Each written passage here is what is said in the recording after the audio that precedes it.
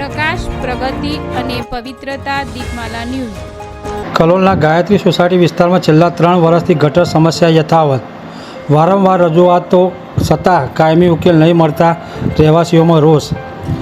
ગાંધીનગર જિલ્લાના કલોલ શહેરમાં રેલવે પૂર્વ વિસ્તારમાં આવેલ વોર્ડ નંબર 5 હેઠળની ગાયત્રી સોસાયટીમાં છેલ્લા અંદાજે 3 વર્ષથી ગટરો ઉભરાવાની ગંભીર સમસ્યા યથાવત રહેતા સ્થાનિક રહેવાસીઓને ભારે પરેશાની બન્યા છે. સોસાયટીના રહેવાસીઓ દ્વારા અનેક વખત કલોલ નગરપાલિકામાં લેખિત તથા મૌખિક રજૂઆતો કરવામાં આવી હોવા છતાં સમસ્યાનો કાયમી ઉકેલ હજુ સુધી આવ્યો નથી.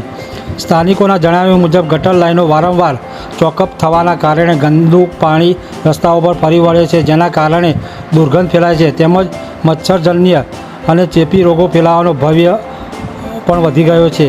નગરપાલિકા દ્વારા ફરિયાદ મળ્યા બાદ સફાઈ કામદારોને મોકલી તાત્કાલિક ખાપટ નાખી ગટરની સફાઈ કરવામાં આવે છે, પરંતુ માત્ર 1-2 દિવસ માટે સ્થિતિ સામાન્ય રહે છે અને ત્યારબાદ ફરી એ જ સમસ્યા ઊભી થાય છે. તાજેતરમાં યોજાયેલી નગરપાલિકાની ચૂંટણીમાં વોર્ડ નંબર 5માંથી ગાયત્રી સોસાયટીમાં જ એક કોર્પોરેટર ચૂંટાઈ આવ્યા હોવા છતાં સોસાયટીની પરિસ્થિતિમાં કોઈ નોંધપાત્ર સુધારો જોવા મળ્યો નથી, જેને લઈને સ્થાનિકોમાં અસંતોષ ફેલાયો છે. રહેવાસીઓનું કહેવું છે કે ચૂંટણી સમયે વિકાસના મોટા વાયદા કરવામાં આવે છે, પરંતુ ચૂંટ્યા બાદ મૂળભૂત સમસ્યાઓ નિવારણ માટે પૂરતું ધ્યાન અપાતું નથી.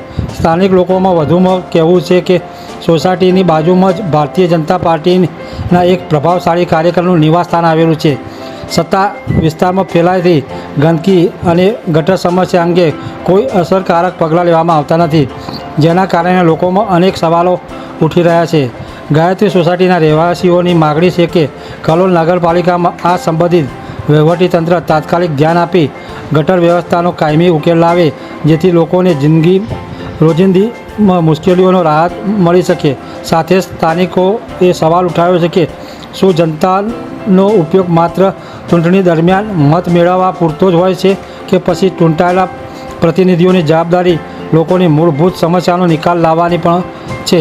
દીપમાલા ન્યૂઝ, કલોલ.